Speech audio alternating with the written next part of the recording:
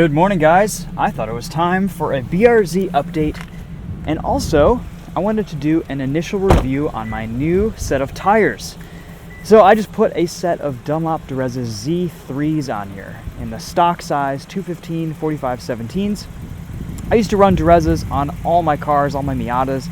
I even had them on my Volvo back in high school when I autocrossed that, and that was my first car. The tires are just a really nice blend of street performance and trackable, autocrossable grip. So let's talk a little bit about my initial impressions on these tires and just also kind of give you an update on the car and what's been happening lately. Starting off, this is going to be strictly a street review. I've got a track review already up on Winding Road and an autocross where we went to the Tire Rack test track and did some laps in the BRZ around their autocross course. And these tires perform amazingly well in the wet and the dry. We even did some drifting on the skid pad.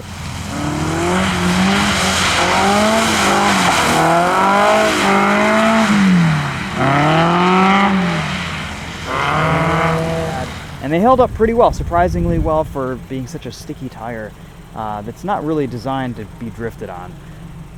But today, let's just talk about how these do on the street. So I really wanted something that I could daily drive all summer long and also take to the track. The Falcon Azini's RT615Ks that I had on here previously were a great tire, but they were about 4 years old. They had a bunch of track days on them, about 20,000 street miles on them, and they were getting really hard, really old in the tooth. At some point, they just stopped wearing down. I was even drifting on them, and they didn't show any signs of wear afterwards. They were so hard. So it was definitely time for a new set of tires. These Direzza Z3s had been on my radar. I was doing some research on Tire Rack, and I was just reading that these are a little bit softer on the street, more comfortable, quieter, and to me that's really important, especially in Michigan when we have such bad, rough roads. So I'm really happy to report these things ride awesome. They almost ride as well as an all-season tire. They are quiet on the street. They're very comfortable. There's nothing negative about their road manners, really. They do pick up some more rocks and stones, as a grippier tire does. But they're dead quiet, which is amazing.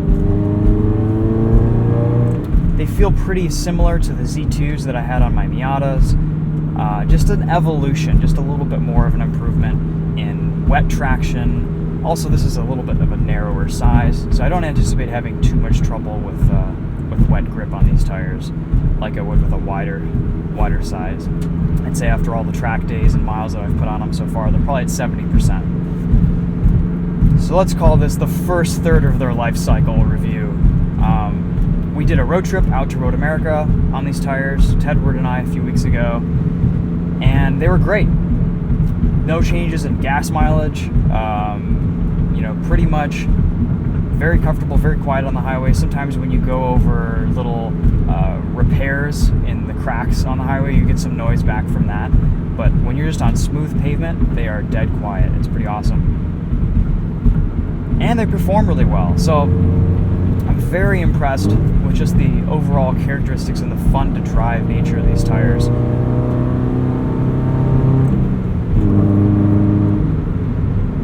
They're still very responsive, tons and tons of grip in the dry and the wet. And again, I'll be doing another video at the Tire Rack test track on the Topher where we'll go over some of the wet limit handling characteristics, and also I'll be doing a little bit of a drift tutorial on these too. So it's pretty interesting drifting on these tires.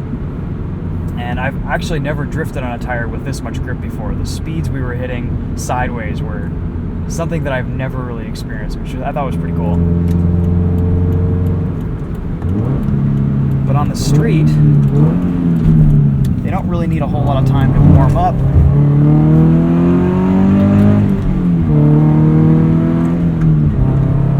They have really nice braking capabilities. Can't really test the acceleration because this car is so slow. But they're progressive and they're fun to drive on. You can still get these things to move around a little bit, just at a higher limit.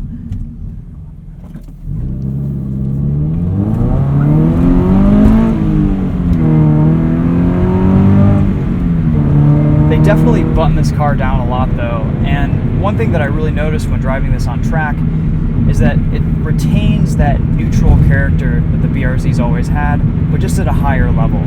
If you want something that you can enjoy on the street at low speeds, kick it sideways every now and then, stick with the stock tires, go with an all-season or something that's inherently less grippy. But if you want a good daily driver tire that's a fast tire on track and does really well on autocross, holds heat cycles well, lasts a pretty decent amount of time, the Direzza ZIII is really my top choice. And its road manners are a really, really big plus for that, because it's just so nice to drive on the street on a daily basis. These tires have actually influenced me to pretty much run this setup all summer long. In the past, I've run an all-season tire. I've had the stock tires. I'm pretty much willing to give all of those up, and I'm selling some wheels and tires because this is such a great all-around performer.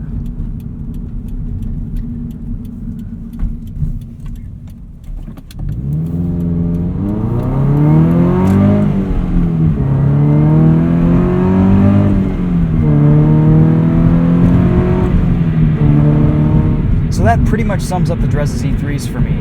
Let's talk about other things that I've done to the car. Recently, I just redid the brakes. I put Porterfield R4S pads all the way around and put new rotors on the rear. Nothing really special there. I did go with stainless steel brake lines that I ordered from Tire Rack. I think it's their Woodridge brand, whatever they usually carry.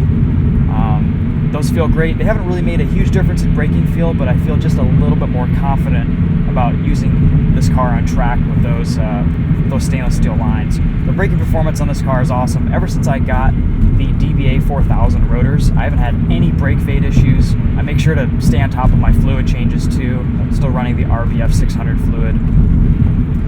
I even got a brake fluid tester just to see the water content and make sure that I'm safe for my next track day.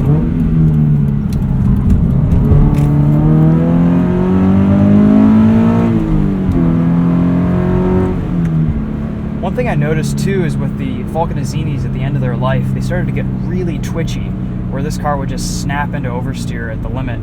And these Direzzas have really made this car progressive, so you can really feel when you're at the edge of that cornering ability. And you can almost lean into these tires a lot harder because they're not soft, but they have a little bit of roll that lets you know where they are in their grip circle. And in a way, they're very communicative because of that, and makes it a lot more fun and a lot quicker tire to drive on because you can really approach its limits quickly and know where that limit is. Let's hit an entrance ramp here and take this thing around some higher speed corners.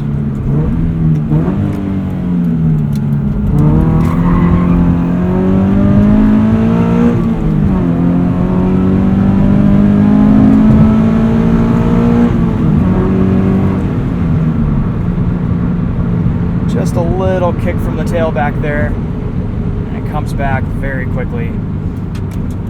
So I'm still running the FT86 Speedfactory unequal length catted header on this car. I absolutely love it. No issues, no check engine codes.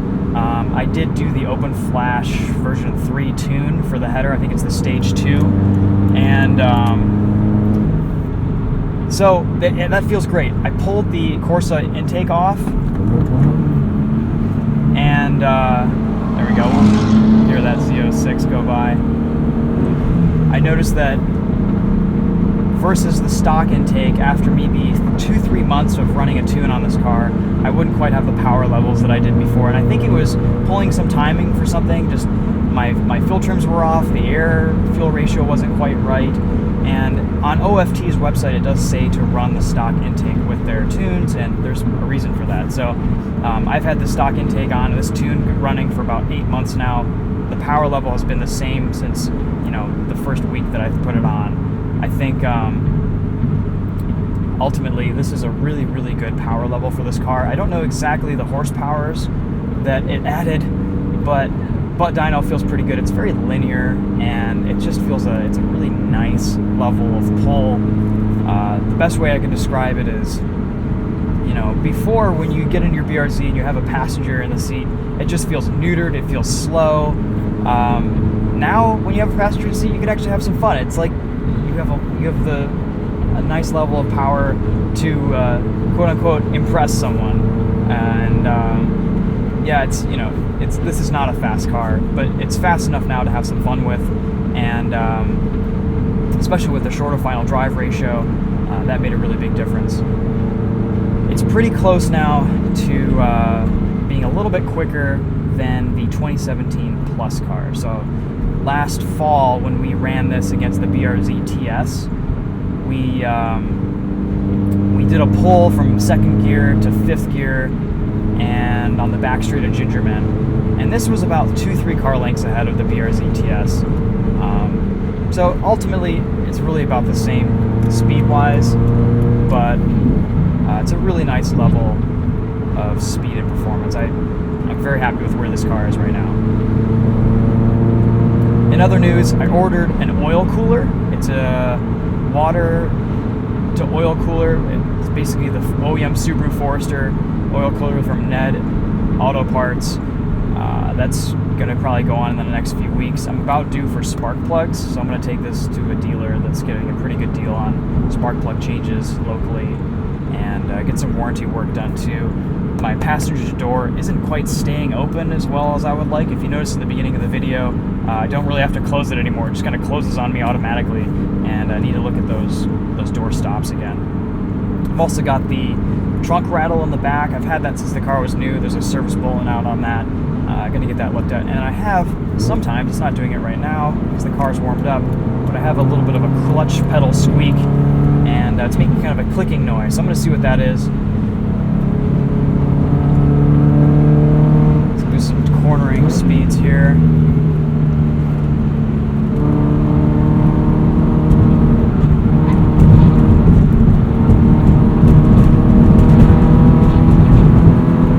Just insane amounts of grip from these tires. You know, you might be able to get just a little bit more grip out of a different tire, but honestly, you'd be giving up street manners and longevity, I think. These tires are just, they can take it all. They can really take a beating, and are a lot of fun to drive on as a result.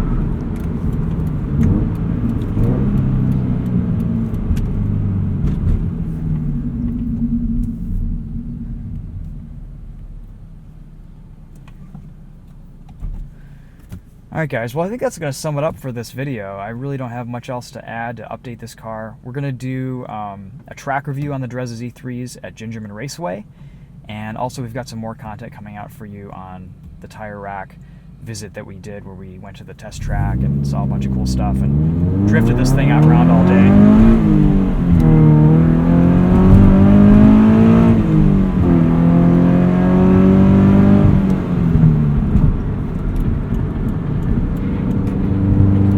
Excited to enjoy this car this summer.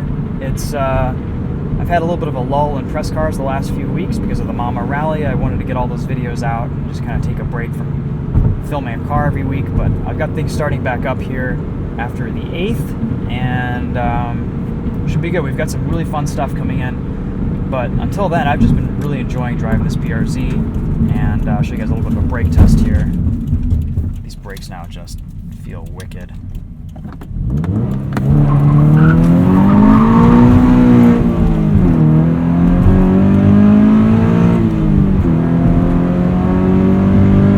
You can still kick this thing sideways, you just have to work a little bit harder.